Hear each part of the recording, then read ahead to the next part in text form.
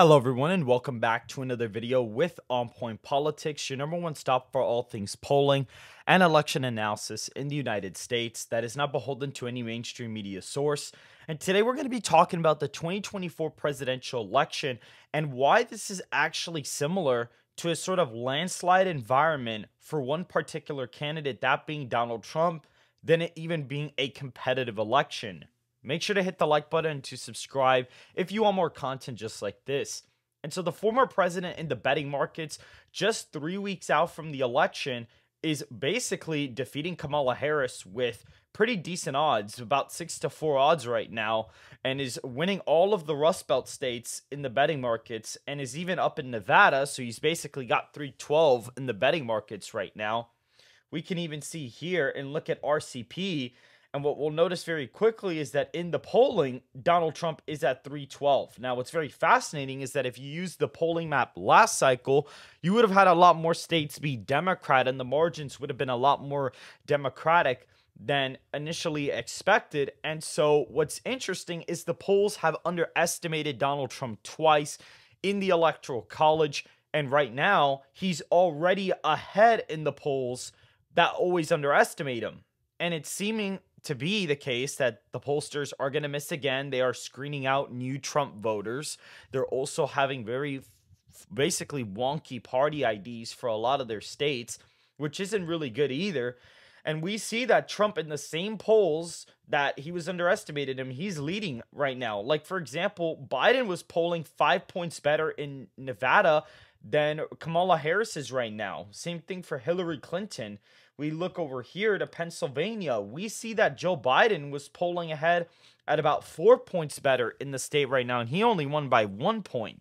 So that's fairly interesting. And as this gets more Republican and ends up closer to the final aggregate number, this number is getting more Republican. So that is also pretty interesting as well. North Carolina, another state, Biden was ahead in the aggregate, and Trump actually won it by 3 points more than this.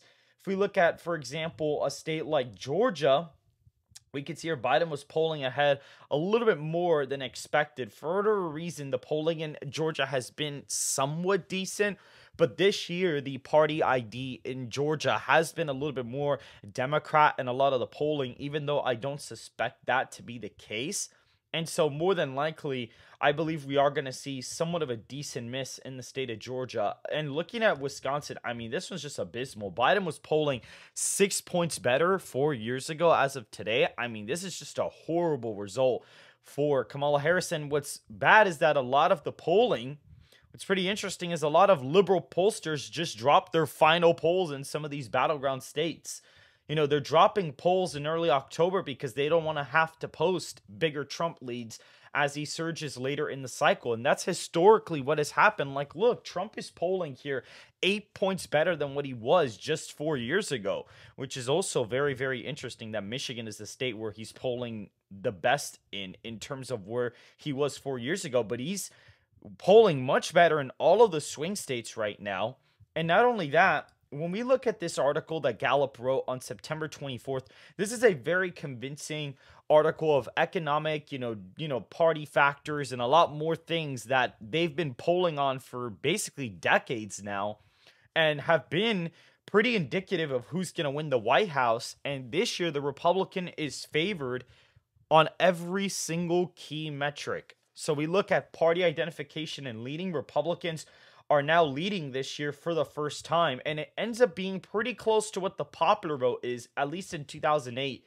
It matches pretty well what the popular vote is going to end up being. You have some wonky results here in 2000 and the 90s because you did have some third-party candidates. So this kind of did throw off some of the results here. That's why Al Gore had a D+5 favorable environment, but like barely won the popular vote because you did have a third-party, surge in 2000. As well as in 2004, you kind of had some third parties here. So that did hurt the Democrat in those elections. 2008, though, I mean, that's right around the popular vote there. And same thing here, Democrat lean right about here. I mean, D+4 literally ended up being 3.9. In 2016, it was D+3, but it ended up being like a D+2 national environment in the popular vote. And we see in 2020 it was D+5, but that ended up being about 4.5. So you see in the years where there's not a lot of third party turnout, the popular vote ends up being pretty close to the party identification.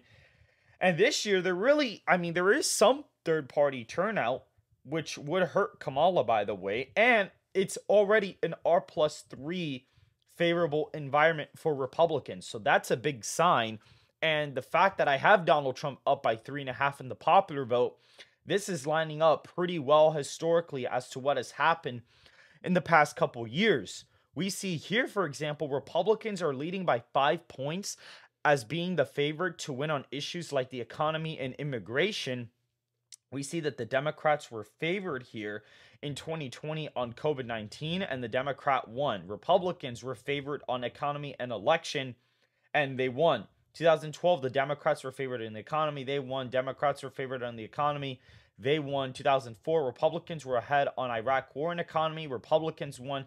2000, they didn't have anything for whatever reason. 1996, the Democrats were ahead on crime, and they won. 1992, the Democrats were ahead on the economy, and they won.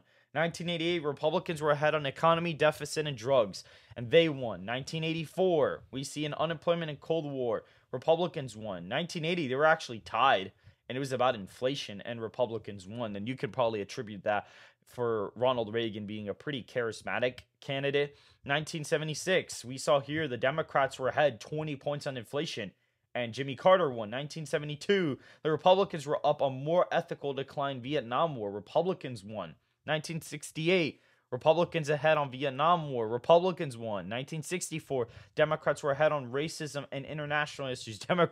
Lyndon B. Johnson smoked him. 1960, Democrats ahead on international issues. They won. 1956, Republicans ahead on 10 points. War and peace, same thing here. Eisenhower was, essentially reelected twice. 1984, the Republicans were ahead. This is actually the only time where Republicans were leading on the leading issue, and they ended up losing the election. 1984 is when Gallup started polling, and the polling industry really started, and that was like the really big miss. It was similar to like 2016, where Hillary Clinton was expected to easily win, and then basically Trump won. But in 1948, you had Harry Truman basically come out of nowhere and win. It was actually so funny to the point where there was even an article that came out already printed saying that Thomas Dewey had won, and there's an image of Harry Truman basically holding up the newspaper laughing at it, which is kind of hilarious after he won. But we see here Republicans, keeping America prosperous. The Republicans are up. Democrats were up in 2020, they won. 2016, Republicans were up, they won. Obama, both years, Democrats were up. 2000, the Democrats were up. Again, 2000 was a little bit iffy year. The fundamentals kind of went out the window. There was a big third-party turnout, so that definitely threw things off. Democrats, a 2-point lead or a 1-point lead. They won. 1992. They won as well. Republicans were ahead. Democrats were actually ahead on here in the 80s, which is interesting. But again, Ronald Reagan, extremely charismatic candidate against a somewhat unpopular incumbent, so you probably could see that there. But this metric has been somewhat indicative of who's going to win depending on the lead. If it's close, either party could kind of win. But if the candidate has over like a 5-point lead, it's very apparent that the candidate who's ahead will probably win. Economic confidence is extremely low. Usually when the economic confidence is very, very high, the incumbent party tends to win unless you have, party fatigue. Like in 2000, that's kind of what happened. But usually the party that is, the incumbent that has a negative favorability or at least a big lead on the negative, economic index indicator, they tend to lose. National satisfaction down at 22%, which is similar to 2008, similar to 1992, and similar to 1980. So U.S. satisfaction right now is similar to what it was back in the years where the candidate won in a landslide. 1980. Republican landslide. 1992, Democrat landslide. 2008, Democrat landslide. So what's actually quite interesting, and we look at the job approval, Joe Biden is at 39%. And look at this, 48% is the threshold for past presidents that were reelected on average. Even in 2020, Trump was at a 46% approval rating, and he lost nationally. Looking at this, we also see that Biden is pretty interesting because Kamala Harris is actually at 44%, which is not good at all. I mean, that's not great because if you have her at 44, because job approval ratings are very indicative of national vote share. And so she's at 44. Guys, if she's at 44% in this reading, it's going to be a really bad night for her because if third parties end up being 3% and you end up having roughly give or take her being at 44, that basically means that at that point you have about 47%. That means that Trump would have to be getting like 47% essentially. He'd be getting 47% of the popular vote, which would indicate a 3-point win in the national sphere. So that is pretty interesting. So again, looking at this in presidential years, we see the incumbent who's not running for re-election, the opposition party won all but 1988. So not even running the incumbent is always a bad idea too. 1960, 2000, 2016, or unpopular 1952, 1968, 2000. So all the years where the incumbent is unpopular or you do not run the incumbent party loses. And right now there's both. The incumbent candidate isn't running and he's not popular. So combining those two things, that's not great either. And Republicans are slightly ahead on party favorability right now as well. And this is one of the first times we actually saw here in 2020, it was should do more. The government should do more. So 2020 was also a very unorthodox year, as you can see right here, 55 to 41. So again, looking at all this, it is very indicative of more of a landslide environment. And what do we see in my forecast? Donald Trump is getting 322 electoral votes to Harris's 216.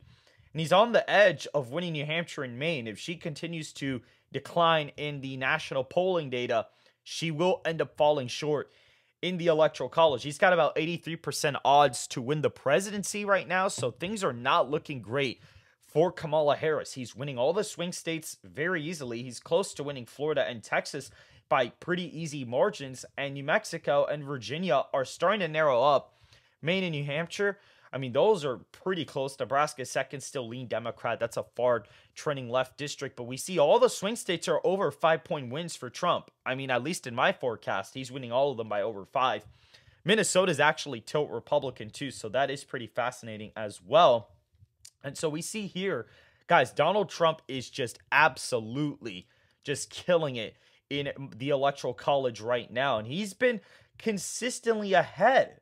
This is the thing, guys. We have all these models that people post where the candidates are essentially gyrating like crazy one way or another. And so this is where we have Donald Trump now ahead in the electoral college as of right now. And Donald Trump is consistently leading in the popular vote. And when we do this metric for 2020, he's actually leading, Biden was actually leading by 4.9, and Biden ended up winning the election by 4.5%. So it's been pretty accurate. And so looking now, I mean, Donald Trump is up by roughly, looking at this metric here, I believe this is a little bit outdated. I do have to update it for this week, but I believe as of right now, he is up by 3.5 or 3.6, which is very similar to the lead that Atlas Intel found back in September. And Atlas Intel's not even in the aggregate anymore. And the aggregate is still showing the same lead because, guys, the aggregate that I have basically adjusts for all the pollsters that are included and grades everybody mathematically. So the grading system is right here. The higher your margin accuracy is, the more weight you get, the more sample size you have, the more weight you get as well. And on top of that, the more undecideds you have, the less of a score you get. So if you have a lot of undecideds in your poll, you're going to essentially get a pretty low score. I mean, you see right here, 7% undecided is pretty bad in terms of a score there. So if you have very high undecideds in your polling, you are going to get a lower score on that side. And if you have low undecided, you're going to get a higher score. So that's kind of how that works too, because it's more indicative of the final electorate. And if you have a likely voter screen, you get about 250 points. So if you go to 2020 and we do the exact same thing by predicting the electorate here using Atlas Intel's electorate, we also look here and we see all the pollsters being included from October 2nd to November 2nd. And when we go over here, we see Biden's up by 4.9% in this aggregate. And both candidates are a little bit below what they got in the final vote. And right now, there's actually less undecideds than what they were in the 2020 polling here. So that's pretty interesting. But we do actually see that Joe Biden is actually doing pretty decent here in this aggregate. And it was accurate. I mean, this is a better way to aggregate all the polling data, far better than RCP could have done it or 538 could have done it. And so this is an experiment, because if this ends up working out well, we're going to have a mandate in order to have our own website, have our own aggregate for 2028. And we see here all the party ID is weighted based out of the polling, and depending on certain polls, if we can't find them, we weigh them to like D+5. And when we do that, we actually get a pretty accurate result in the popular vote here. And that allows me to accurately predict all of the states. And when we do this individually for all the battleground states as well, it's definitely really, really helpful. And when we go here to On Point Politics, we see here that Trump is now leading by 3.5 points in the popular vote and is on the verge of essentially winning Minnesota, Maine, and New Hampshire as of right now. And so if you guys did enjoy this breakdown, make sure to go ahead and hit the like button and to subscribe if you want more content just like this.